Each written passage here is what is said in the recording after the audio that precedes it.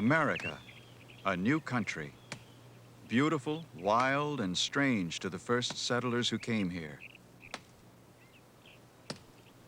Stretching before them, vast virgin forests that had to be cleared. And the crash of the swinging axe became the song of colonial America.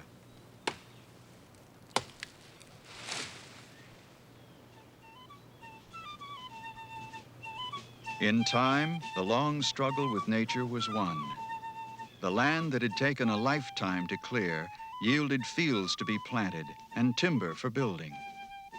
Houses were constructed, and so too were ships and factories and mills.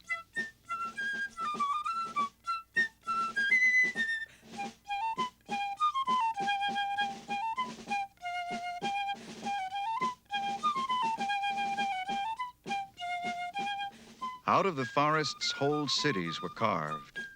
To the builders, the trees were no more than big weeds, and when they were cut, no one objected. They assumed there would always be more than enough. To the settlers, trees were symbols of struggle, and in the 1770s, trees became part of the most profound controversy of colonial history, the American Revolution. In political cartoons and posters, trees stood for self-rule and the concept of freedom. The tree of liberty, wrote Thomas Jefferson, must from time to time be refreshed with the blood of patriots and tyrants. It is its natural manure.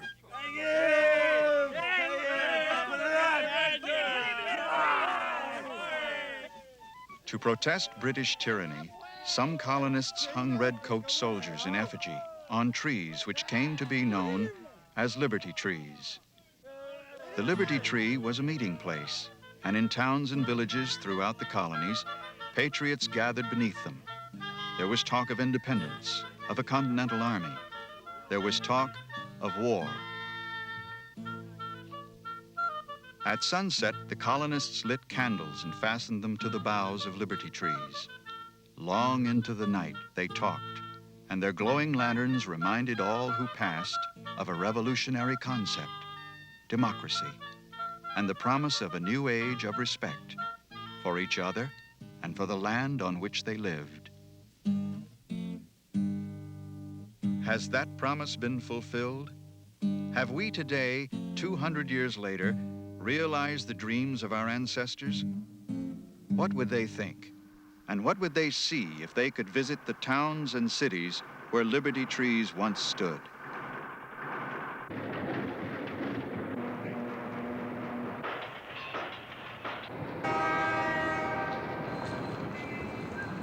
Sidewalks, skyscrapers, and people. Hundreds and thousands of people. By the year 2000, there will be more than 300 million people in America alone, and most of them will live in or around a city. Will each be cataloged and coded by computer? Will each be boxed and struggling for a place to live? On every space they find, will they build their concrete towers? How many of tomorrow's people will know what a tree looks like?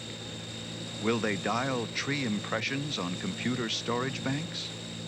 Will the sole memory of trees be found in fossils sketched on sidewalks? It all depends on how much we care today. I don't think of trees normally during the course of a day. I never think about trees. About trees? No. No, not at all.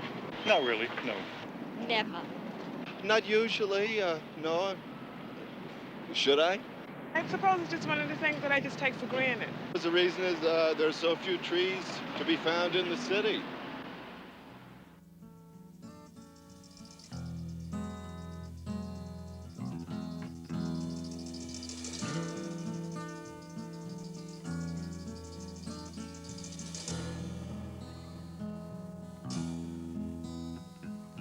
Concrete, bricks, and cars got me down again today. The air was thick and hot, I just couldn't stay.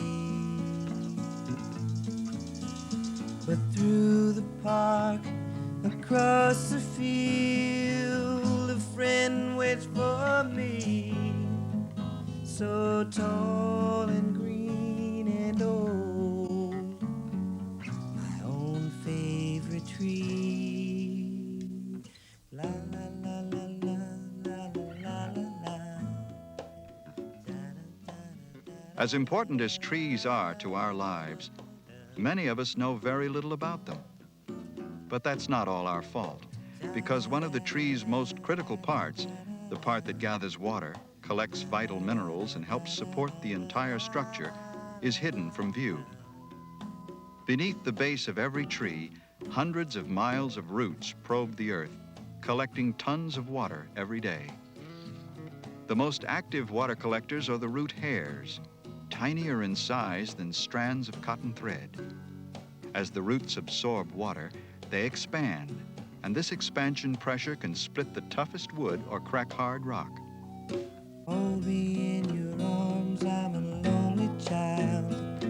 I'm feeling hot and tired and I lost my smile again. Cool me with your leaves and let me climb so high that the city won't find me for a while.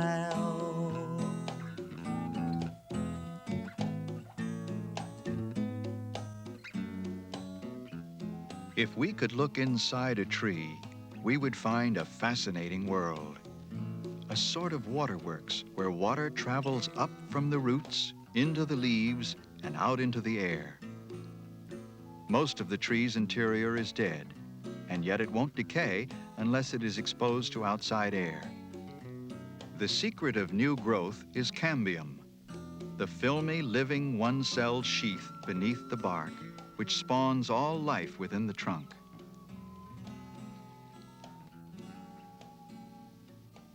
Probing beneath the cambium, the eye of the scanning electron microscope permits us to enter a fantastic world, where there are millions of minute, interconnecting tubes and pipes through which gallons of water must pass to reach the leaves.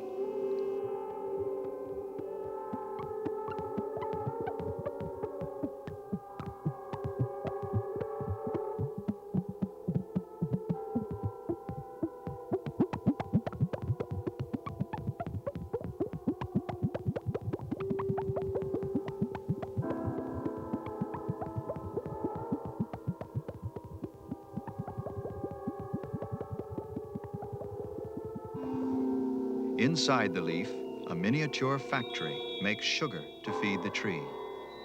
As they work, the leaves give off moisture through their pores.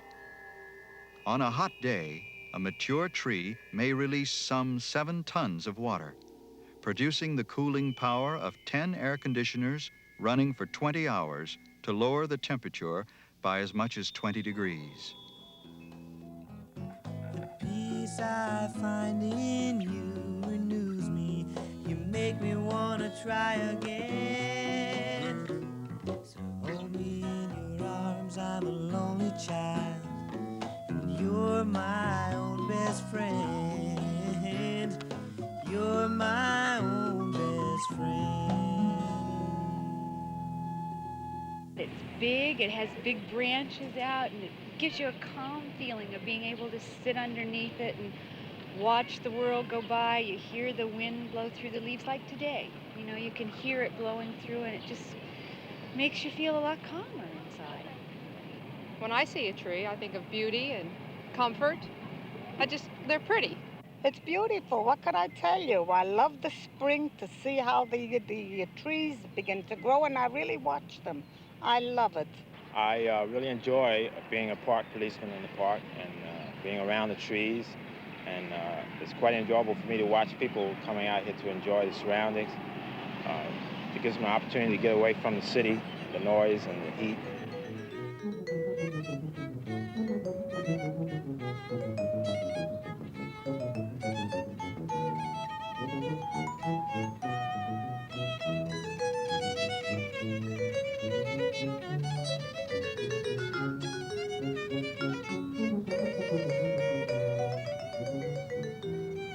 The the only area of the city where one can really sit down and relax and feel some air of beauty.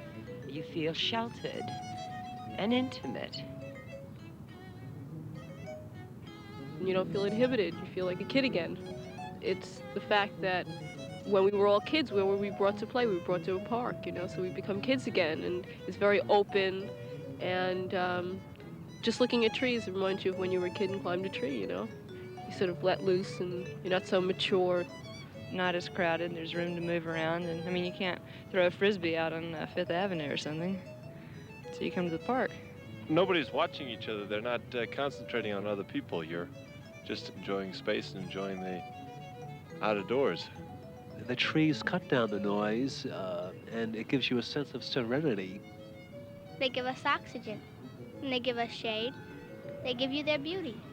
Some trees grow fruit for us, and some trees grow flowers, so it will make the city beautiful.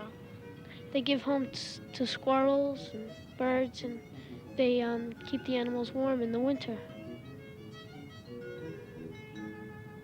When spring comes, it really makes me feel young again because of the greenness of the leaves, the beauty of the trees. Most of my day I spend inside an office, 2 floors below ground level, and I don't usually get a chance to come out to the park. It just feels great. It just makes me feel more alive. Oh, I like trees because they change constantly, the seasons, and I change constantly, and I can really identify with that. You know, it's really nice.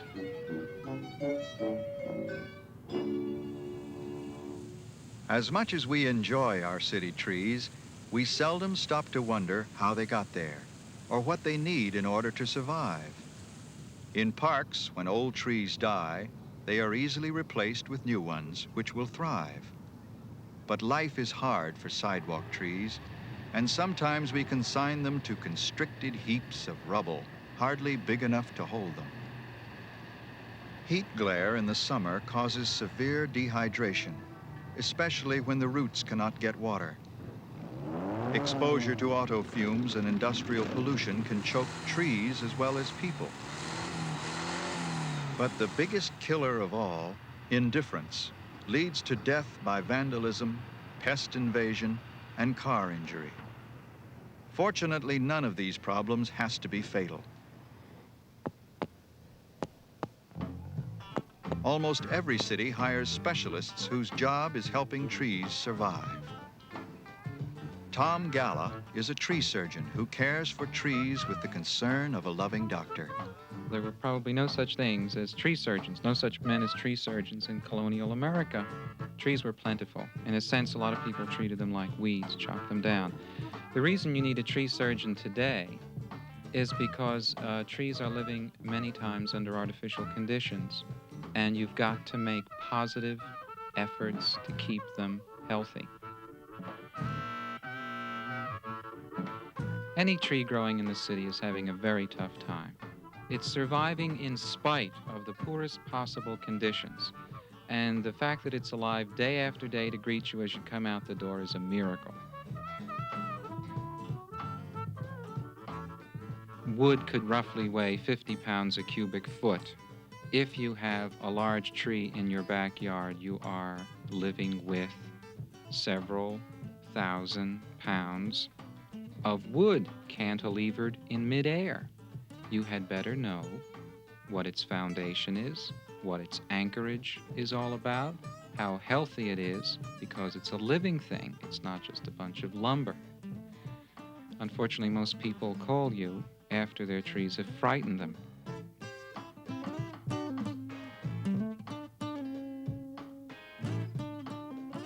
I often think it would be very nice if the client could somehow climb on my back and follow me up into the tree, because I have a reason for cutting every branch. This branch is dying. This branch is cracked. This branch is growing back into the center of the tree. This branch is rubbing across its neighbor. You're making value judgments all the time, and when you're finished, you wind up with a better tree. The intensive care tree surgeons give is costly. City trees must be pruned and sprayed for insects. They need regular fertilization and sometimes treatment for compaction, the pressure of compressed earth on the roots. Each of these steps is somewhat like first aid, helping trees after they've been planted, often after they are sick. But other specialists are going further. They do far more than maintain trees. They spend years of hard work redesigning trees, breeding new strains especially made for city life. William Flemmer has been doing this since childhood.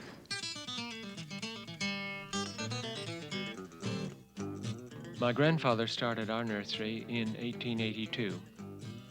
Those were the horse and buggy days, and indeed the horse was the machine power for every nursery operation. It was slow too, because one had to buy land, buy seed and start young seedlings, train specialized personnel, and then wait for many years until the first crop became saleable. 4 generations of our family have continued in this business since that time. And this is of particular advantage in the nursery business because it takes so many years to breed and develop new trees, so many years from one generation to another. Flemmer's specialty is growing city trees, trees bred for resistance to drought, disease, and air pollution, as well as for improved fall color and cleanliness. Through breeding, he can also change the shape and habit of tree growth. Japanese cherry trees, for example, have long been grown with short trunks for use in parks and gardens. Flemmer has now produced a strain with longer trunks and raised heads that are high enough for pedestrian clearance and low enough to avoid utility wires. The pin oak tree, one of the best for city streets, has weeping lower branches which often interfere with traffic.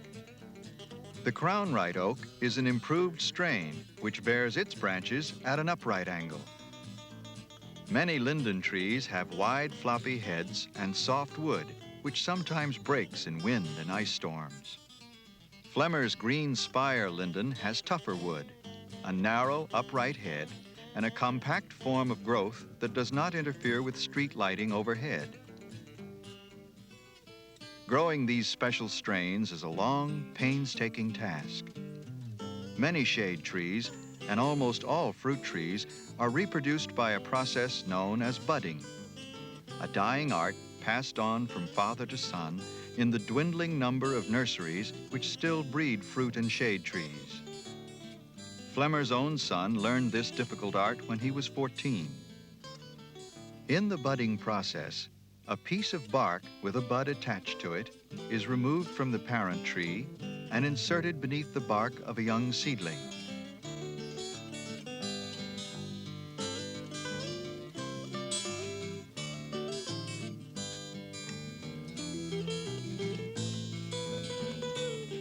The bud is then wrapped with rubber to protect it from the air and hold it fast until the healing is completed. After the bud has grown fast, the top of the seedling is cut away and the shoot, which grows from the bud, forms the trunk of the new tree. Flemmer's remarkable new lindens grow 6 times more quickly than unimproved seedlings of the same species.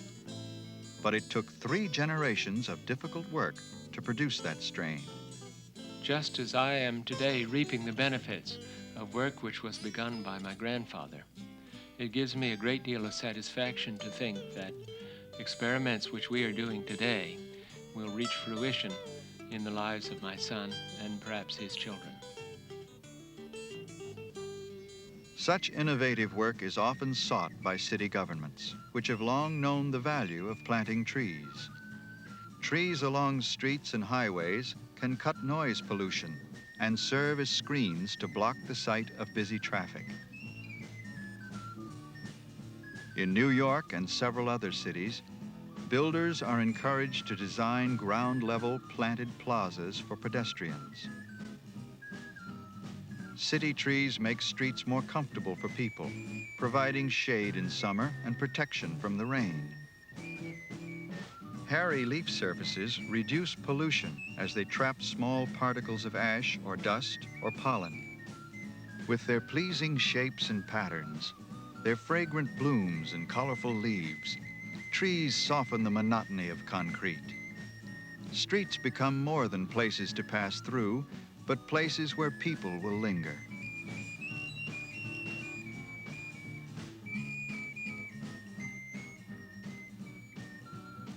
Where city governments leave off, many individuals are joining together to beautify their neighborhoods with trees. One community in northeast Philadelphia was dismayed when all the green space disappeared. They decided to do something about it. When we first moved up here 11 years ago, we didn't have half as many homes. We had woods surrounding almost the whole community. And on every square inch that a builder could find, he built anything, a shopping center or a dozen houses on something that you would think would only be big enough for a few trees. And we'd like to save just a little bit. And we'd like to save the center plot.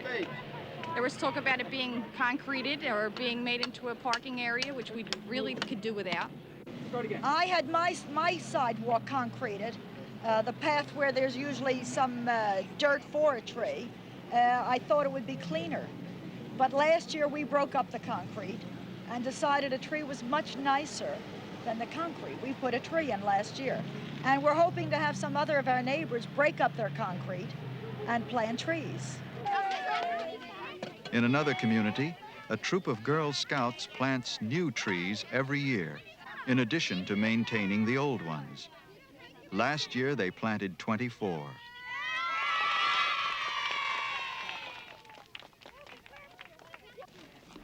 The residents of still another neighborhood secured the needed permits to break concrete and plant trees, and then got started.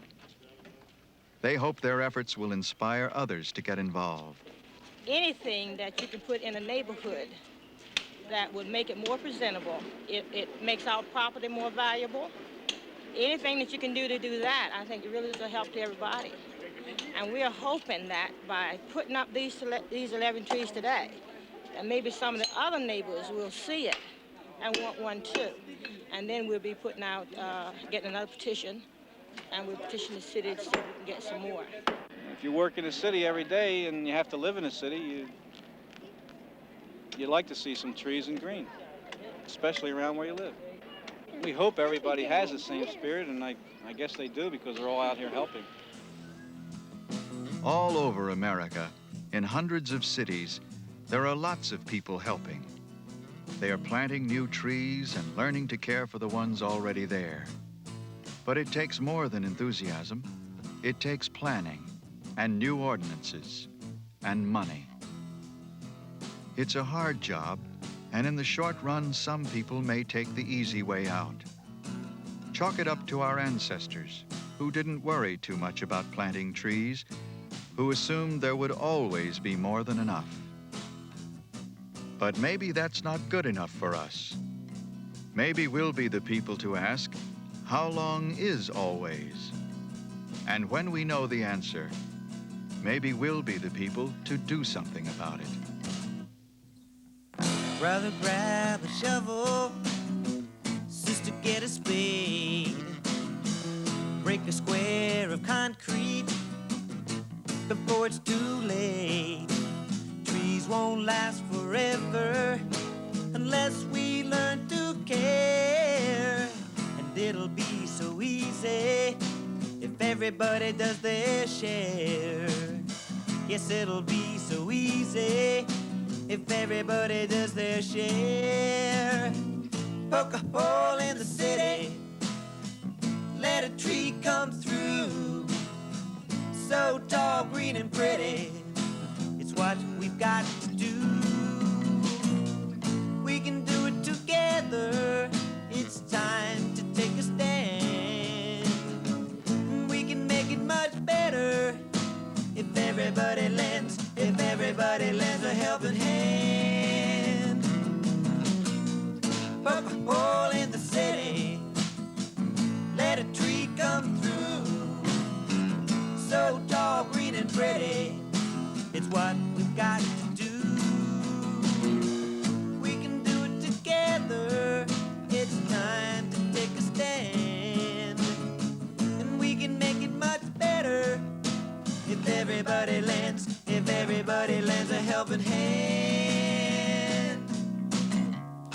Brother, grab a shovel. Sister, get a spade. Break a square of concrete before it's too late.